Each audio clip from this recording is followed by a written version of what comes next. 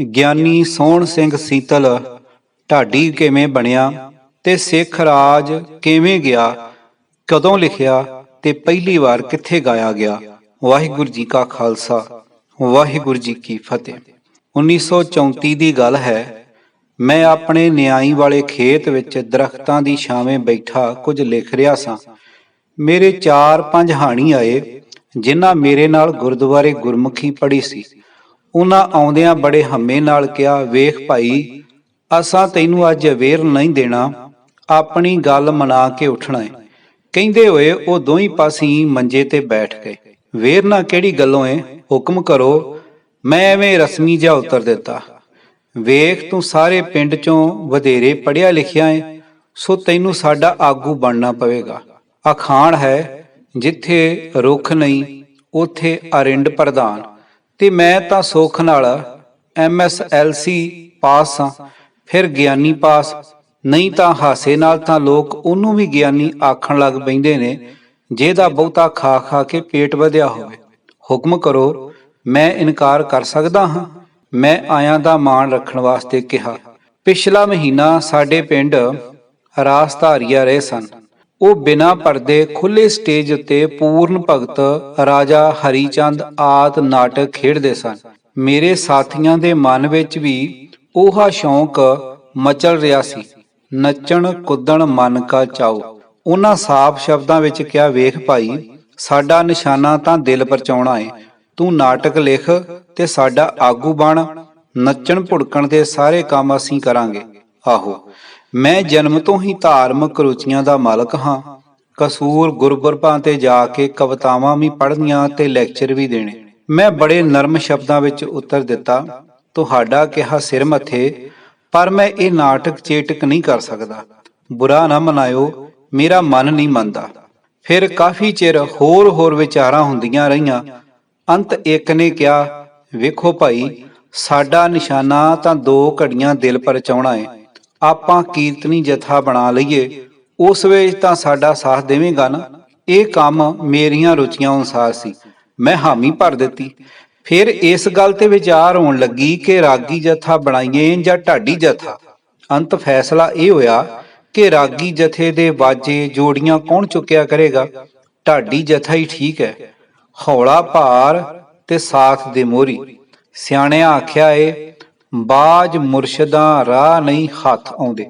ਸੋ ਇਸ ਕੰਮ ਦਾ ਕੋਈ ਉਸਤਾਦ ਭਾਲਣਾ ਚਾਹੀਦਾ। ਇਹ ਜ਼ਿੰਮੇਵਾਰੀ ਸਾਡੇ ਗ੍ਰੰਥੀ ਸਾਹਿਬ ਨੇ ਲੈ ਲਈ।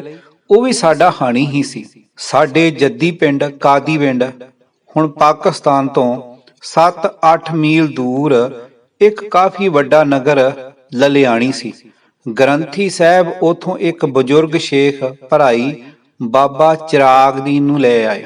ਉਹ ਬੜੇ ਚੰਗੇ ਸੁਭਾਅ ਦੇ ਮਾਲਕ ਸਨ। ਉਹ ਆਪਣੇ ਕਸਬ ਦੇ ਉਸਤਾਦ ਸਨ। ਢਾਡੀ ਪੁਣਾ ਉਹਨਾਂ ਦਾ ਪਿਤਾ ਪੁਰਖੀ ਕਿੱਤਾ ਸੀ। ਉਹ ਸਾਲ ਭਰ ਸਾਡੇ ਕੋਲ ਰਹੇ। ਸਾਨੂੰ ਉਹਨਾਂ ਢੱਡਾਂ ਵਜਾਉਣੀਆਂ ਤੇ ਢਾਡੀਆਂ ਦੀਆਂ ਪੁਰਾਣੀਆਂ ਕਲਾਸੀਕਲ ਟਿਊਨਾਂ ਸਿਖਾਈਆਂ।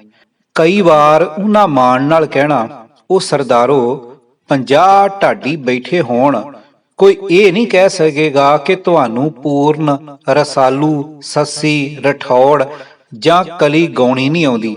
ਹਾਂ, ਜਿੰਨੀ ਮਿਹਨਤ ਕਰੋਗੇ ਓਨਾ ਹੀ ਨਾਮ ਪੈਦਾ ਕਰ ਸਕੋਗੇ। ਸਿਖਲਾਈ ਸਾਡੀ ਬੈਠਕ ਵਿੱਚ ਹੁੰਦੀ ਰਹੀ। ਅੱਧੀ ਰਾਤ ਤੱਕ ਅਸਾਂ ਮਿਹਨਤ ਕਰਦੇ ਰਹਿਣਾ। ਮਹੀਨਾ ਕੁ ਬੀਤ ਗਿਆ ਤਾਂ ਬਾਬੇ ਚਿਰਾਗਦੀਨ ਨੇ ਕਿਹਾ, ਹੁਣ ਭਾਈ ਸਟੇਜ ਤੇ ਖਲੋਣਾ ਸਿੱਖੋ। ਤੇ ਸਾਡੀ ਪਹਿਲੀ ਸਟੇਜ ਸੀ ਪਿੰਡ ਦਾ ਗੁਰਦੁਆਰਾ। ਪਿਛਲੇ ਪਹਿਰ ਅਸਾਂ ਸਾਜ਼ ਲੈ ਕੇ ਤਖਤਪੋਸ਼ ਤੇ ਖਲੋ ਜਾਣਾ।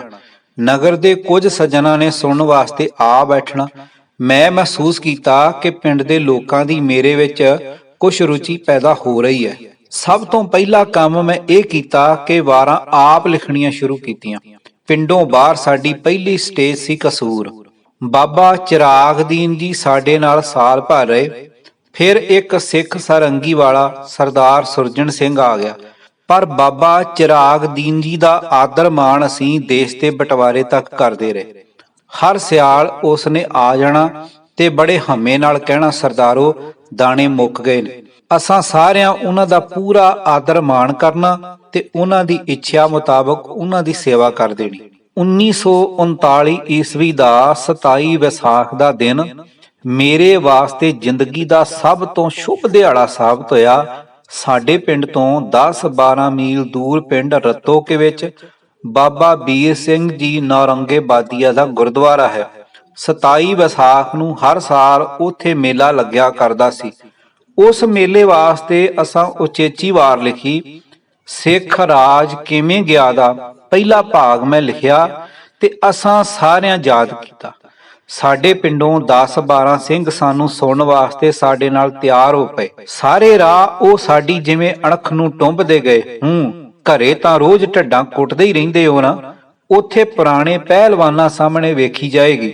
ਖੁਸ਼ੀਆਂ ਦੇ ਪੰਧ ਨੇੜੇ ਹੱਸਦੇ ਖੇਡਦੇ ਅਸੀਂ ਮੇਲੇ ਵਿੱਚ ਜਾ ਪੁੱਜੇ। ਸੰਗਤਾਂ ਦੀ ਹਾਜ਼ਰੀ 20,000 ਤੋਂ ਵੀ ਵੱਧ ਹੋਵੇਗੀ। ਸਾਥੋਂ ਪਹਿਲਾਂ 2 ਚੋਟੀ ਦਿਆਂ ਜਥਿਆਂ ਕੀਰਤਨ ਕੀਤਾ, ਫਿਰ ਸਾਡੀ ਵਾਰੀ ਆ ਗਈ।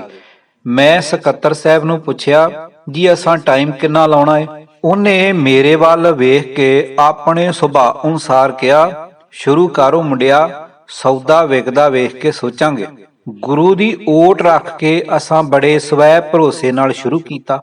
ਮੰਗਲਾਚਰਨ ਤੋਂ ਬਾਅਦ ਮੈਂ ਸ਼ੇਰੇ ਪੰਜਾਬ ਦੀ ਬੰਸਾਵਲੀ ਸ਼ੁਰੂ ਕੀਤੀ। ਭਗਵਾਨ ਰਾਮਚੰਦਰ ਜੀ ਤੋਂ ਲੈ ਕੇ ਮਹਾਰਾਜਾ ਰਣਜੀਤ ਸਿੰਘ ਨਾਲ ਸਜਰਾ ਲਿਆ ਮਿਲਾਇਆ। ਫਿਰ ਸ਼ੇਰੇ ਪੰਜਾਬ ਦਾ ਸੁਰਗਵਾਸ ਹੋਣਾ, ਉਸ ਤੋਂ ਪਿੱਛੋਂ ਆਪਣੇ ਹੱਥੋਂ ਆਪਣਿਆਂ ਦਾ ਕਤਲ, ਡੋਗਰਿਆਂ ਦੀ ਗਦਾਰੀ ਤੇ ਅੰਤ ਭਾਈ ਵੀਰ ਸਿੰਘ ਦੀ ਸ਼ਹੀਦੀ ਤੇ ਲਿਆ ਕੇ ਖਤਮ ਕੀਤਾ। ਨਾ ਸਾਨੂੰ ਕਿਸੇ ਹਟਾਇਆ ਤੇ ਨਾ ਅਸਾਂ ਹਿੰਮਤ ਹਾਰੀ।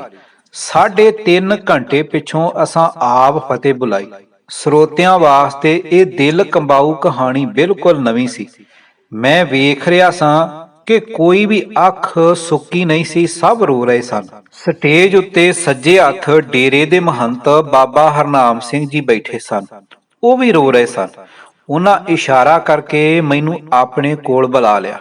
ਮੈਂ ਆਦਰ ਨਾਲ ਹੱਥ ਜੋੜ ਕੇ ਉਹਨਾਂ ਦੇ ਨੇੜੇ ਜਾ ਬੈਠਾ। ਨਾ ਪਤਾ ਪੁੱਛਣ ਪਿੱਛੋਂ ਉਹਨਾਂ ਹੁਕਮ ਕੀਤਾ, ਤੂੰ ਅੱਜ ਨਹੀਂ ਜਾਣਾ, ਮੈਂ ਭਲਕੇ ਫੇਰ ਤੈਥੋਂ ਇਹ ਵਾਰ ਸੁਣਨੀ ਹੈ। ਨਾਲ ਹੀ ਉਹਨਾਂ ਆਪਣੇ ਇੱਕ ਸੇਵਕ ਨੂੰ ਹੁਕਮ ਕਰ ਦਿੱਤਾ ਕਿ ਉਹ ਸਾਡੇ ਖਾਣ ਪੀਣ ਦਾ ਤੇ ਰਹਿائش ਦਾ ਪ੍ਰਬੰਧ ਕਰ ਦੇਵੇ। ਦੀਵਾਨ ਸਮਾਪਤ ਹੋ ਗਿਆ। ਅਸੀਂ ਸਾਰੇ ਨਗਰ ਨਿਵਾਸੀਆਂ ਕੋਲ ਜਾ ਪੁੱਜੇ।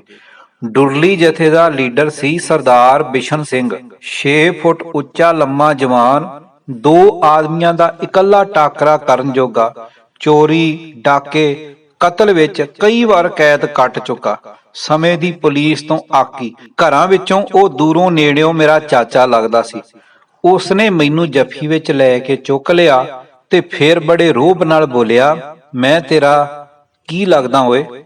ਚਾਚਾ, ਮੈਂ ਅੱਗੋਂ ਉਸੇ ਸੁਰ ਵਿੱਚ ਹੱਸਦਿਆਂ ਕਿਹਾ, ਸੁਣ ਲੈ ਫਿਰ, ਤੇਰਾ ਸਾਰਾ ਉਜਾੜਾ ਮੈਂ ਕਰਾਉਂਦਾ ਸਾਂ ਤੇ ਕਰਾਉਂਦਾ ਸੀ ਤੇਰੇ ਚਾਚੇ ਦੇ ਆਖੇ।